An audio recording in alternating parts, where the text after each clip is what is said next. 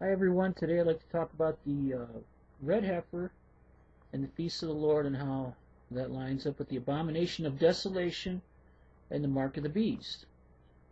In Numbers chapter 23, there's was a command by the Lord in the tabernacle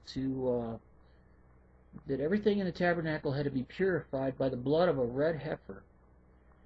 Now, the Jews that go by the Talmud, which is the oral traditions and not the Bible, believe that the Christ, the Messiah, has not yet come. They rejected Jesus as the Messiah, and they believe that another temple must be built in Jerusalem before Christ can come. And they believe that before that temple can be built, that a red heifer must be sacrificed, a perfect red heifer.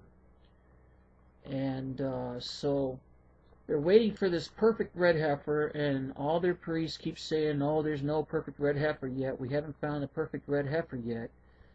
Yet there's whole herds of red Angus cows throughout the world.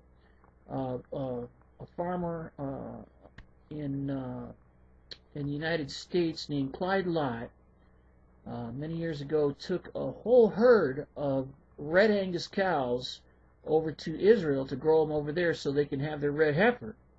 Yet they're still saying that there's no perfect red heifer to be sacrificed. And the Jews think that that's the reason why the Muslim Dome of the Rock is still allowed to be on the site of the temple.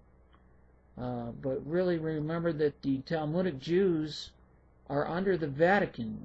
Zionism was a movement that the Vatican created through the Rothschilds, and that's why the Star of Saturn is on the flag of the Israeli nation, is because that's the sign of the Rothschilds, which was the red shield, the Star of Saturn. It was put there by the Rothschilds, who worked for the Vatican, and it's a symbol that the Vatican, that Rome has taken back Jerusalem. Of course, the Vatican also created Islam and created Catholicism. And but when they created Islam, it's prophesied in Daniel, Islam started fighting with them and took Jerusalem away from them. Yet Jerusalem is the throne of the Lord, and Jesus Christ is coming back to defeat the Antichrist and take that back. Well, anyways, back to this red heifer.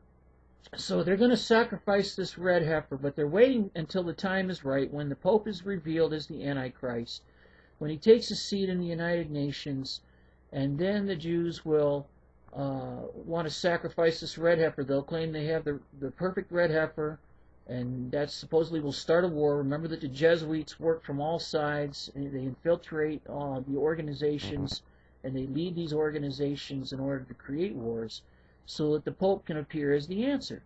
So there'll be a fight between the Muslims and the Jews, and